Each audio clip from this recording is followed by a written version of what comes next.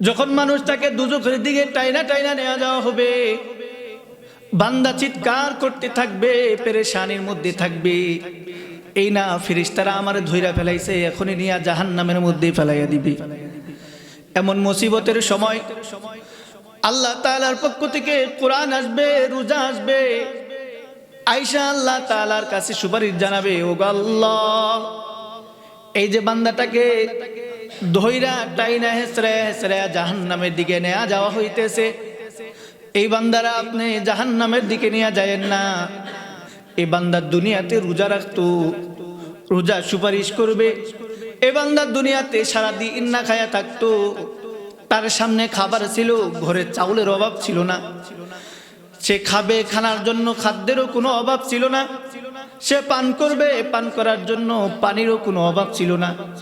রাস্তার মুড়ায় মুড়ায় টিউবওয়েল ছিল, সে চাইলেই পানি পান করতে পারতো, তবুও পান করে নাই। বিবাহ করছিল, ঘরে স্ত্রীও আসিল, সে তবুও স্ত্রীর সাথে সহবাস করে নাই। অন্যায় কাজ সে চাইলেই করতে পারতো, সে কোনো অন্যায় করে নাই।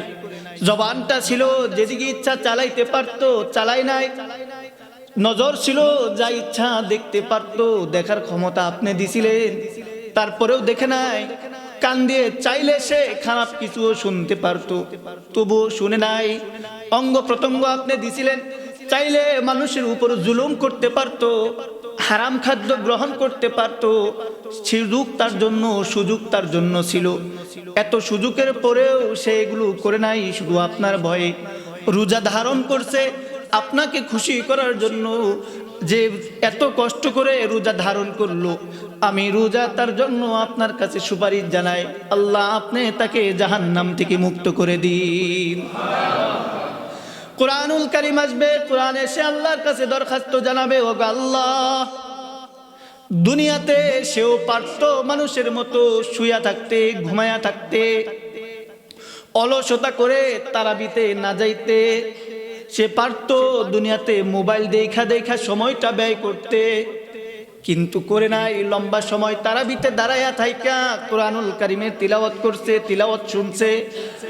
সে দিনের বেলায় বসে বসে ফজরের নামাজের পর বসে বসে কোরআন পড়ছে, দিনের বেলায় বসে বসে সে জোহরের পর তিলাওয়াত করছে, মাগরিবের পর তিলাওয়াত করছে, রাতের বেলায় খানা খাইতে উঠছে, সেহরি খাইয়া উঠা খানা খাওয়া শেষ, সময় কিছু বাইচা ছিল, এই সময়টা সে ঘুমায়া ঘুমায়া কাটাই নাই, কোরআনুল কারীমের তিলাওয়াত করছে, বয়ান শুনছে, দিনের কথা শুনছে।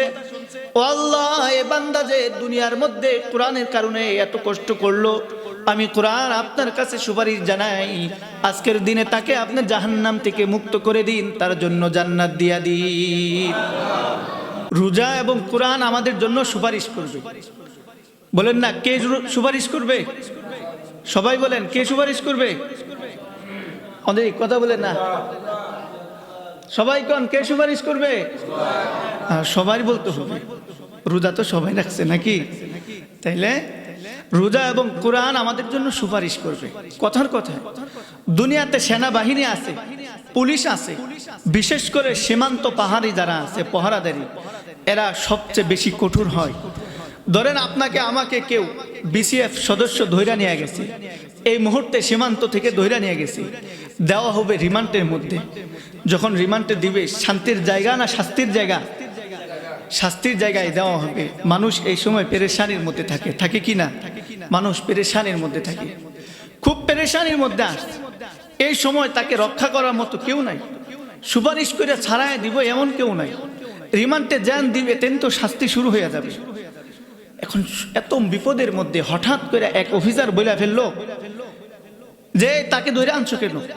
এ তো আমার পরিচিত মানুষ, খুব ভালো মানুষ, তারে আমি আগে থেকেই চিনি, সে খুবই ভালো মানুষ, তারে ছেড়ে দেও। বলেন, যদি আমাকে আপনাকে ধরে নিয়ে যাওয়া হয়, তখন আপনার আমার অবস্থা কেমন হবে? খুশি হব না বেজার হব? খুশি হব আমরা, কারণ আমার জন্য, বুঝেন নাই কথা? আবার বলি, মনোযোগ দিয়ে শুনে, আমারে ধরে নিয়ে যাওয়া হয়েছে, এখন দেওয়া হবে রিমান্ডে, ছাড়ানোর কেউ নাই। হঠাৎ এক অফিসার আইসা বলল যে তারে কেন ধরে আনছো? এ তো আমার পরিচিত মানুষ, কাছের মানুষ, এ ভালো মানুষ, তারা ছাইরা দেও। এখন তার সুপারিশের কারণে আপনি ছাড়া পাইতেছেন, খুশি হবেন না বেজার হবেন? এটাই তো বলতে চাইছি। এখন আমরা বেজার হব কারণ একজন সুপারিশকারী পায়া গেছি। বলেন দুনিয়ার শাস্তি বেশি কঠিন না আখিরাতের শাস্তি বেশি কঠিন?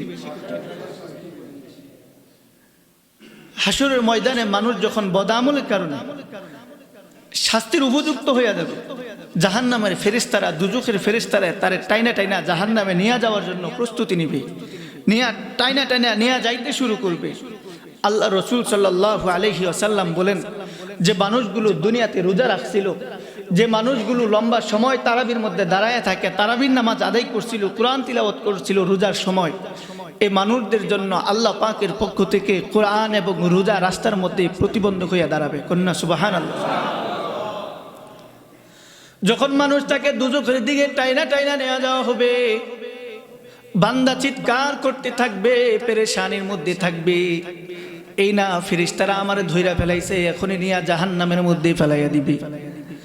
এমন মুসিবতের সময় আল্লাহ তাআলার পক্ষ থেকে কোরআন আসবে, রোজা আসবে, আয়েশা আল্লাহ তাআলার কাছে সুপারিশ জানাবে, ও আল্লাহ, এই যে বান্দাটাকে ধইরা টাইনা হেসরে হেসরে জাহান্নামের দিকে নেওয়া যাওয়া হইতেছে, এই বান্দারা আপনি জাহান্নামের দিকে নিয়ে যায়েন না। এই বান্দার দুনিয়াতে রোজা রাখতো, রোজা সুপারিশ করবে। এই বান্দার দুনিয়াতে সারাদিন না খায়া থাকতো, তার সামনে খাবার ছিল, ঘরে চাউলের অভাব ছিল না, সে খাবে, খানার জন্য খাদ্যেরও কোনো অভাব ছিল না, সে পান করবে, পান করার জন্য পানিরও কোনো অভাব ছিল না, রাস্তার মুড়ায় মুড়ায় টিউবওয়েল ছিল, সে চাইলেই পানি পান করতে পারত, তবুও পান করে নাই। বিবাহ করছিল, ঘরে স্ত্রীও আসিল, সে তবুও স্ত্রীর সাথে সহবাস করে নাই। অন্যায় কাজ সে চাইলেই করতে পারত, সে কোনো অন্যায় করে নাই। জবানটা ছিল, যেদিকে ইচ্ছা চালাইতে পারত, চালাই নাই। নজর ছিল, যা ইচ্ছা দেখতে পারত, দেখার ক্ষমতা আপনি দিছিলেন, তারপরেও দেখে নাই। কান দিয়ে চাইলে সে খারাপ কিছুও শুনতে পারত, তবুও শুনে নাই। অঙ্গ প্রত্যঙ্গ আপনি দিছিলেন, চাইলে মানুষের উপর জুলুম করতে পারত, হারাম খাদ্য গ্রহণ করতে পারত, সুযোগ তার জন্য ছিল।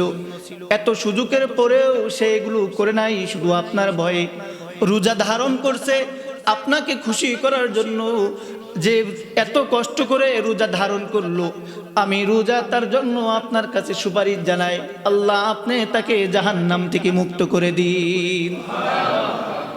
কুরআনুল কারীম আসবে, কুরআন এসে আল্লাহর কাছে দরখাস্ত জানাবে, ও আল্লাহ, দুনিয়াতে সেও পারত মানুষের মতো শুয়া থাকতে, ঘুমায়া থাকতে, অলসতা করে তারাবিতে না যাইতে, সে পারত দুনিয়াতে মোবাইল দেখা দেখা সময়টা ব্যয় করতে, কিন্তু করে নাই। লম্বা সময় তারাবিতে দাঁড়ায়া থাইকা কুরআনুল কারীমের তিলাওয়াত করছে, তিলাওয়াত শুনছে।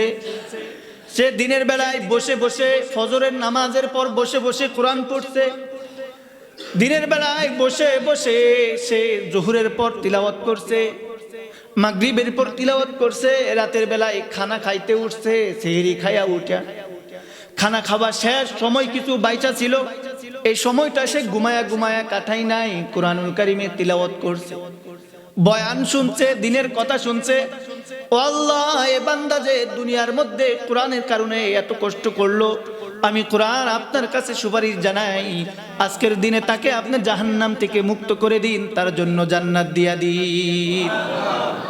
কেমন লাগবে তখন? তাইলে আল্লাহ পাক যখন হাশরের ময়দানে এত বড় মুসিবত থেকে আপনাকে আমাকে আল্লাহ পাক রেহাই দিয়া দিবেন, আমাদের অবস্থা কত খুশি অবস্থা হবে, কত আনন্দের অবস্থা হবে। এই অবস্থা পাইতে আমরা চাই কি চাই না, কি বলেন? যদি এই অবস্থা পাইতে চাই তাইলে তো কি করতে হবে? দুই কাজ, বলেন না? কয় কাজ? রোজার মধ্যে কয় কাজ করতে হবে?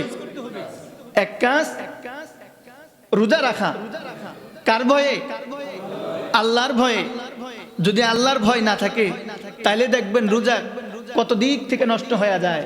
জবানের কারণে কথা বইলা মানুষ নষ্ট করে, অন্যের গীবত ছইনা দুশ্চর্চা কইরা মানুষ কানের দ্বারা রোজা নষ্ট করে, অন্য খারাপ কিছু দেখে দেখে মানুষ রোজা নষ্ট করে।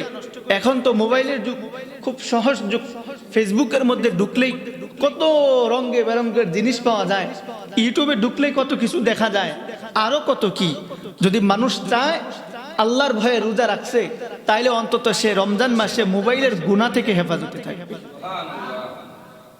এজন্য বিশেষ করে বৃদ্ধ মানুষ যারা আছে তারা তো মোবাইল তেমন বুঝে না, যুবক ভাইয়েরা যারা আছেন অন্তত রমজান মাসের জন্য মোবাইলের এই গুনাহ থেকে আমরা কি করব, বেঁচে থাকার চেষ্টা করব। আল্লাহ যেন আমাদেরকে তৌফিক দান করেন, সবাই বলি আমিন। তাইলে রমাদানের রোজা আমরা কার খুশির জন্য রাখবো? একমাত্র আল্লাহর খুশির জন্য রাখবো।